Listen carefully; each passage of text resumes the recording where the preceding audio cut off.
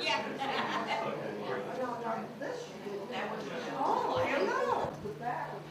I don't know. It could be. Yeah, it kind of sounds like yeah. This is the big railroad bridge that crosses to Cologne. Yeah, I like that. You like that? What is this here? The big road? Yeah, we do.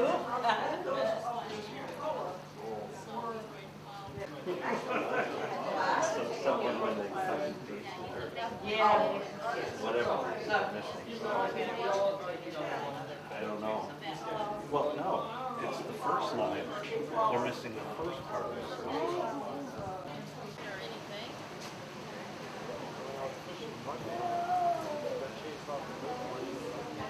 Oh, yeah. Yeah, you don't want to be out there. Not at all. Not at all.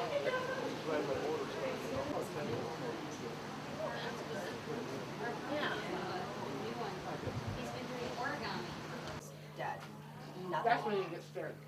Nothing moved, like the leaves aren't moving on the tree, and you're There's like, there's no birds chirping. nothing. I think so.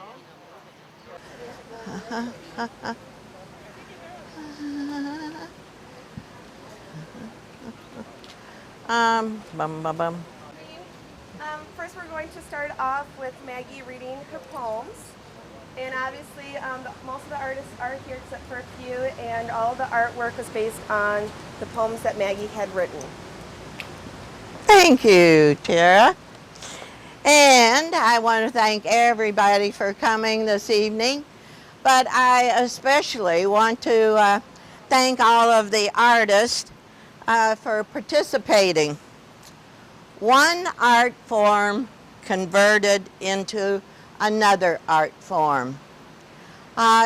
It's really, as a poet, to write the poetry and to see it turned in completely to another art form. Very exciting. And I thought tonight what I'm going to do is just start out and answer two quick questions that I get all the time. But the first question is, I'm always asked, is how and when did you know that you were a writer? Well, it's important to tell a couple of details to this little story.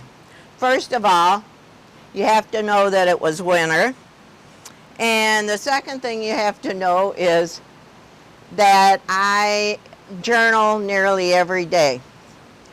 I have to write in my journal. So,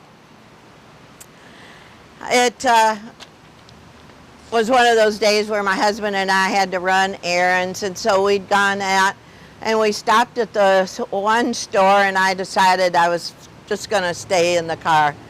And I had the radio on, and I hear something on the radio. It was just two words right now. I don't know what those two words were. But I knew I had to remember, I had to write them down because I had to get them in my journal. So I'm looking in my purse, no pen, no paper. I'm looking in the glove compartment. Nope, looking on the floor. All of a sudden, the foggy windows. Bingo! So I wrote, that's the day I knew I was a writer, where I had to resort to something to write it down. And the other question is, this is probably asked the most, where do you get your ideas for poems? Well, a variety of places. Now, newspapers are great. Yesterday, any of you can go home and get yesterday's paper, and you'll see that there's a play by the Historical Society that's coming to Milwaukee. Pantaloons and Bloomers. You have to love that. You never know when you're going to write a poem, and you have to put in those words, pantaloons and bloomers. Now on the same page, it was the recipes yesterday. The food section said, in one of its recipes, in the title, bull's blood. Now that threw my brain into overtime. I thought, okay, where am I going to find some bull's blood? And if I do I really want to use this recipe and put that? So the answer is, I get my ideas for poems any place that's in daily life. So now I'm going to start the reading of the poems. And the first one is A Looney Tune Whirl. You want to stop? Okay, the Looney Tune Whirl. Sometimes I feel like I'm living in a Looney Tune festival being held in a circus arena. Not only does my hubby have a collection of Looney Tune bric-a-brac, Looney Tune t-shirts, and stuffed Looney Tune characters, he has clowns hanging from the ceiling in his den. If he went to a clown convention, his clothes choices are so outrageous, his outfits would be rejected. He favors the loony, comical characters of Bugs Bunny, Daffy Duck, Tweety, Sylvester, Pepe Le Pew, Roadrunner, Elmer, Porky, Yosemite Sam, and Rocky. While watching old cartoons, he laughs at their shenanigans when they're raucous, daft, or bold. The ridiculous, foolish, and loud loonies with their improbable tales and wild adventures leave him gasping for breath from laughing so loud. But I've learned you can't be cranky if you're living with and in a goofy Looney Tune whirl. That's all, folks. Okay, and the other one is called The Old Cowboy. The old cowboy, leather-faced, shaggy-haired, and a stubble begging to be cut. He survived a spirited youth and breezed through his prime. People assumed he was a hard-boiled, weary old-timer. His guttural laugh might sound harsh, but he wasn't. Lonely as he was, he liked to laugh. After many years of being on the trail with only cattle to laugh with, his vocal cords were as grizzled as his beard. The type of man who hoped God wasn't too picky. Thousands of nights spent under the stars, days herding and grazing cattle, weathered and worn out. It was time to call it a day. But where would he go? He had years of silence to make up, songs to sing, yarns to spin, and fun to have. His perfect retirement home? Well, the upstairs room of the local saloon, the end of the era of the lonesome cowboy.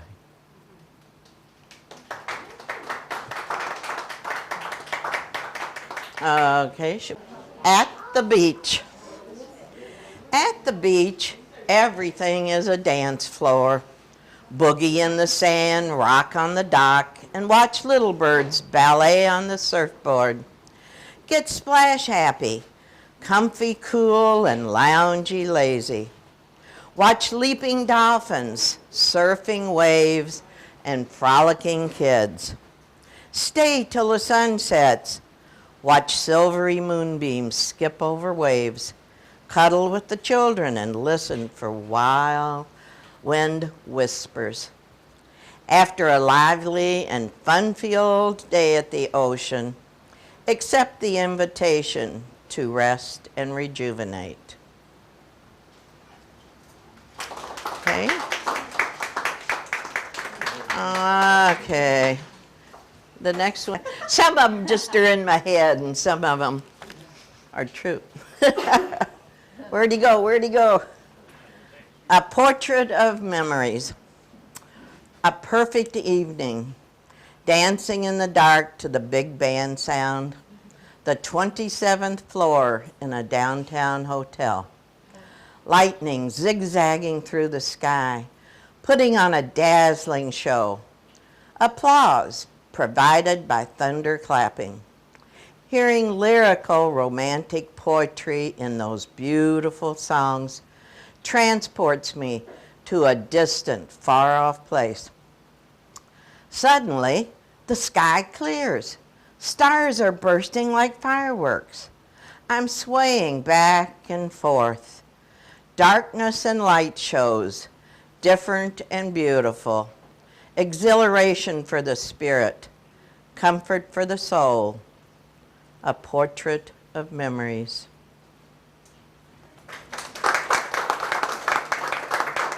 Okay. Okay. Foliage week. In the summer, the sprawling maple trees had done their job. They shaded the cottage. The leaves were tired now. They just wanted to rest and linger. The sun-warmed trees were dripping fall colors. The golden sunlight had made the leaves look bronzed. Almost the peak of foliage week. Crisp morning air, a fall wind blowing in off the lake. The dock sturdy but weathered. Tied to its end, a canoe bobbing in the water. Burning logs in the old fireplace made the cottage warm and cozy. We watched as leaves were rustling around. Others were scooting across the yard. Chipmunks and squirrels scampered along the branches. They were not used to being disturbed at this time of year, for they were getting their food for the winter. Mother Nature had once again stunned us with her breathtaking views of her autumn foliage. Okay. And let's see, we did. He's very dapper. Wears jazzy, snazzy, spiffy clothes. Wears a raky chapeau. Looks lively and jaunty. A saucy flair and blithesome difference announces a harmless mischief maker. His cherub face covers the fact that he's a natty 90-year-old scamp. That's it. And let's see, you're going to do awards now? Everyone has read and obviously heard Maggie's poems. Thank you very much again for coming this evening. And just a reminder that the Art Guild is a nonprofit organization open to anyone in the Menomonee Falls community and exceeding the community. You can also live in another state, be a snowbird, that type of thing. Everyone is welcome. All that we ask is that you are 18 years of age or older. And we do anything from networking with artists to also exhibiting, obviously, here at the gallery. And we have a meeting once a month during the regular year, not meeting during the summer. It's always the fourth Tuesday of the month, and it's usually at the Menomonee Falls Public Library. We also have an artist workshop series that our Vice President Cecilia runs, and that is where we always bring in some type of artist, professional, or just a hobby type artist, where they are either demonstrating or actually showing us a PowerPoint presentation or their pictures of how they actually do their work. But what you are all here for, we are going to start handing out the certificates for those participating artists in the show leading up to our 5 final awards. And this evening, Gregory Juris, is not here. Mr. Tom Shea. You gotta come. Miss Sue Shea.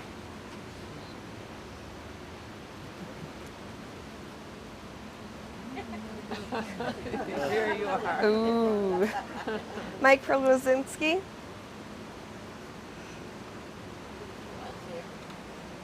Janet Hudachek. No, she's here.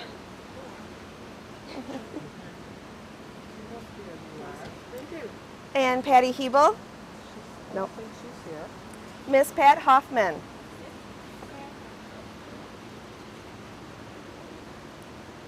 Oh, this is Miss me. Mary Betcher. I'll keep that. Miss Cecilia Valentine.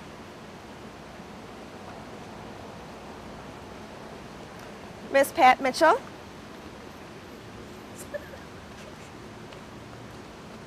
Miss Catherine Thompson.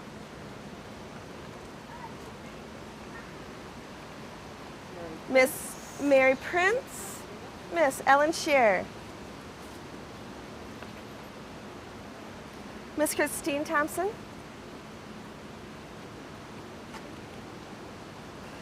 Miss Maggie Brooks. Our poet. Miss K.M. Kittleton. Mr. Peter Zielinski.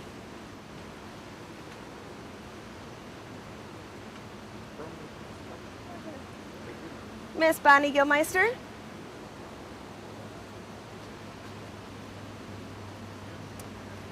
Miss Tara Paulson-Shimleski. Miss Grace Fisher. Miss Yvonne Gilmeister. Miss Yvonne Zielinski.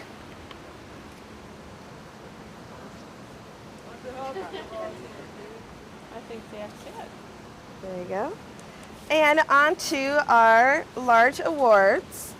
And one of our final awards, which will be distributed at our first fall meeting, is the People's Choice Award. And this is open to anyone in the public, so please have your friends and family come back in, see your artwork if you haven't, to vote for the People's Choice Award. All the slips are here. This will be moved inside once the reception is over, and it will be right inside by all the artwork for you to vote. And if you have not voted yet this evening, please make sure that you do over here. And starting with the Exhibition Coordinator Award goes to Mr. Pete Zielinski for At the Beach. Now you gotta shake her hand too. There you go.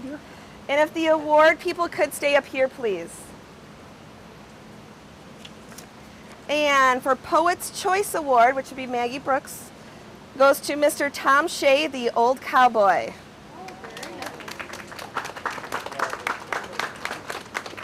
Congratulations. There you go. Oh, no, you gotta shake Maggie's. There you go. And if you'd stand over by Peter, please. And President's Choice Award, my award, goes to Miss Pat Mitchell for A Portrait of Memories. Congratulations. Oh, I got your hand too. Thank you. There you go. Now I got stand over there.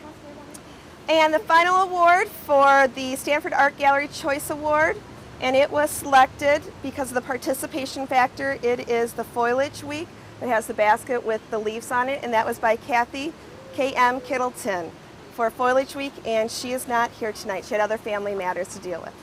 So this is our award members right here. Please give a round of claps.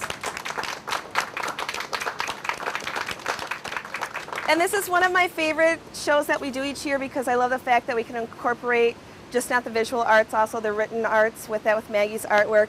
Plus, it's a great way to bring all of us together in something that correlates with each other and coordinates with it, where it's not just us doing our own single artwork. So again, thank you this evening, and please bring back your friends and family to the gallery to see the artwork. And I do want to get a picture of our award winners, please, so stay. Did you work this? Did you take it? Yeah. Here, you want to take one for me? All you gotta do is, wait, I gotta turn it on. Oh no, you're staying up here, Mary. There. Just Maggie, we want you in the picture too.